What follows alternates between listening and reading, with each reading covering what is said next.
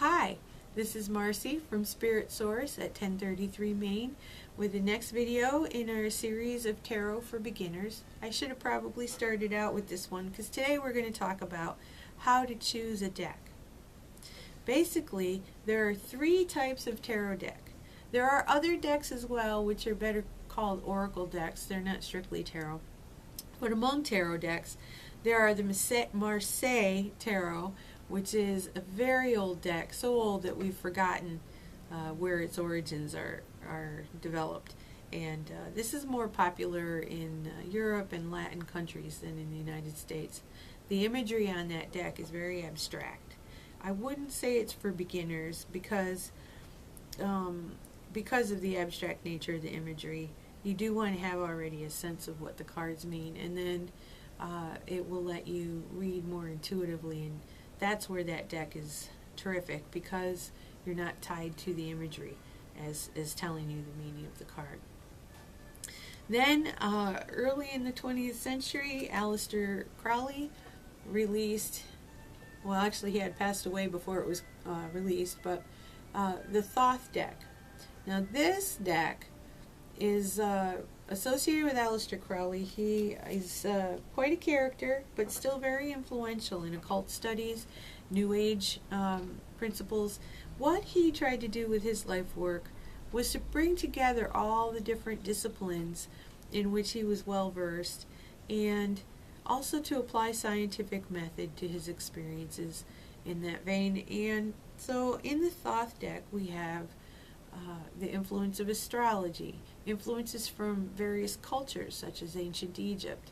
He brought psychology into play in his deck, numerology, science was definitely a part of his deck, and some alchemical symbolism as well.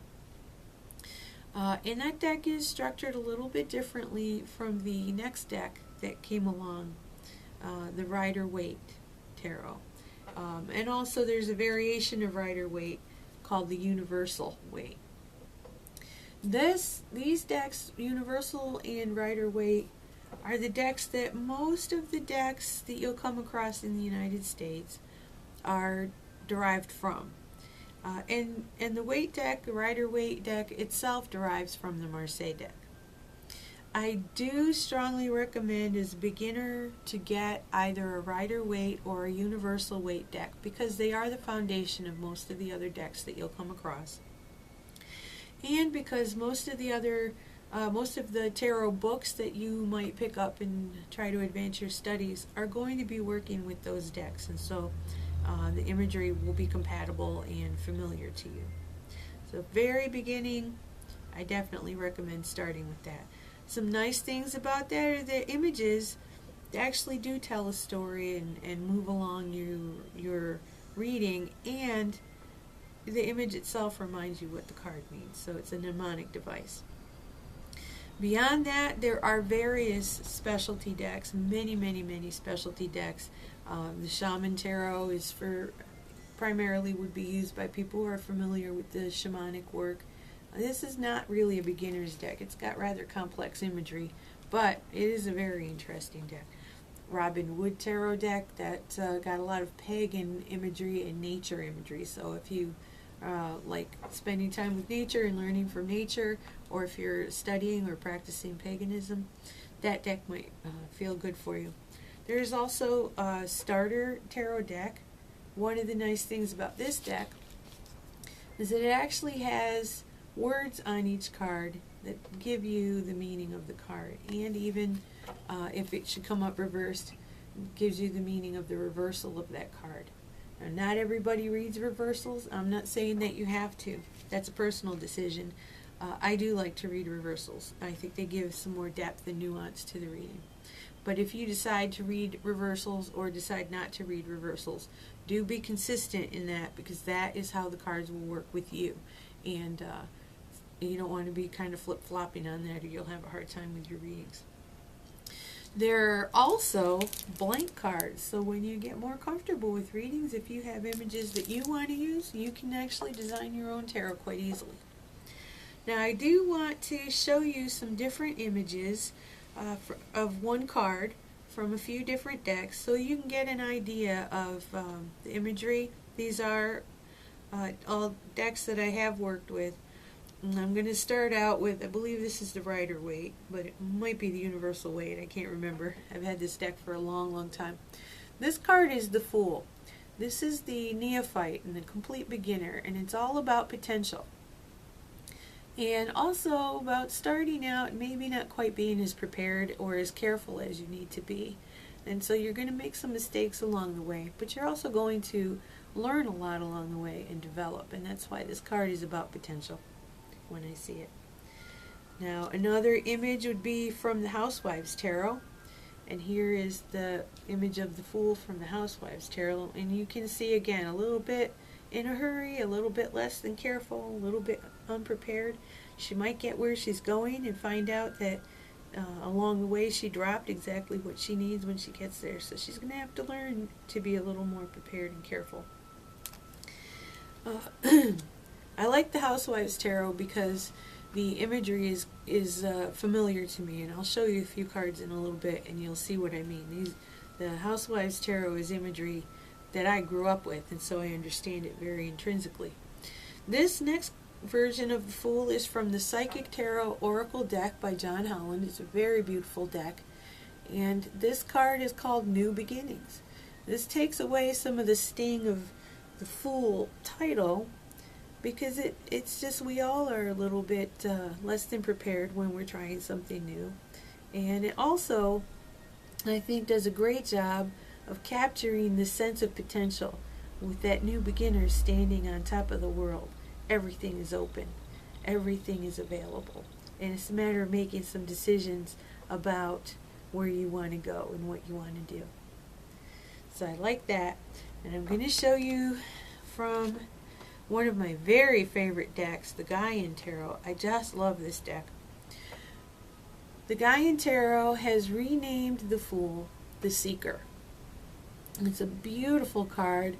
And you see the Seeker can descend into the valley and become comfortable and stay there, or move across the valley and maybe take on some more challenges by climbing up into the mountains.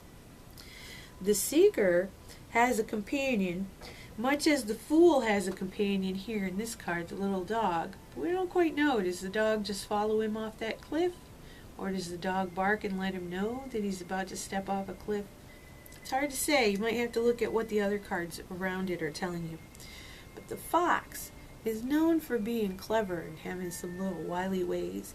And the Fox might be a set of skills that the Seeker hasn't quite developed yet, but they're available. They're there beside the Seeker in the toolkit. And so the Seeker might not be quite as ill-prepared as we initially think. So that's some of the differences between several decks. I want to show you some more images from the Housewives Tarot so you can see what I mean about it being easy to read. I'm going to show you the Devil card. Nothing to be scared of here. But look at that card where you see that big piece of chocolate cake and a cocktail in one hand and a cigarette in the other, and you see some of the bad eating habits around it, and you know that this card is about compulsion and about being at the mercy of something that you perceive to be greater than yourself, and addiction and temptation. So the imagery on here is so familiar. We all think of chocolate cake and that phrase, the devil made me do it.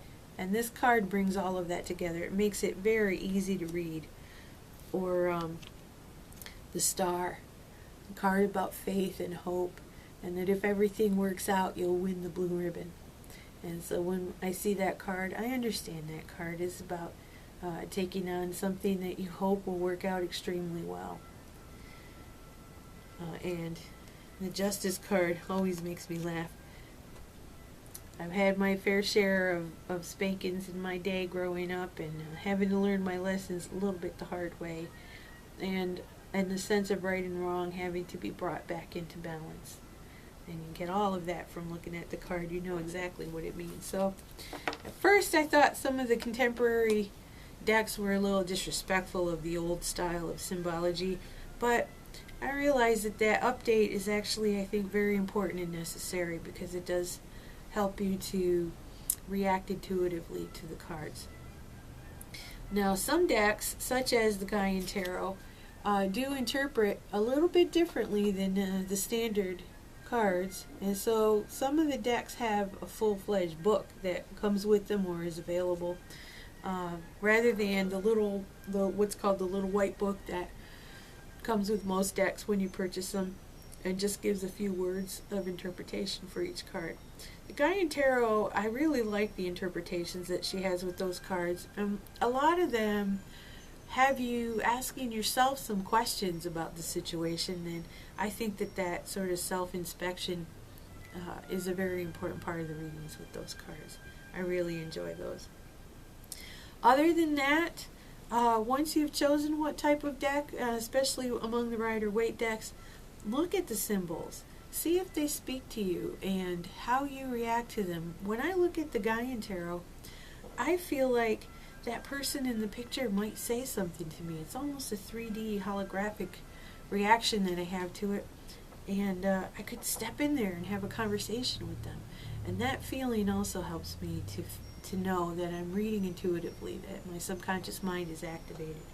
And like I said, with the Housewives Tarot, my reaction is very strong and instant because those images are so familiar.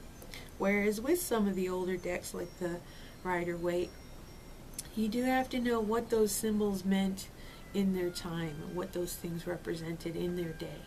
But I do like to have that classical background before going into the modern decks. And there are decks for every interest out there. In fact, there are several cat decks available, so if you like cats, that's great. Fairy decks and angel decks, vampire decks. It really does depend on what your interests are and what you react to. Do get yourself either a Universal Waite or Rider-Waite deck, because within the next 2 videos, I would say, we're going to start interpreting and getting into what the cards mean and how to look at the cards and understand them and put them in the context of a reading. So get those cards, start getting familiar with the pictures.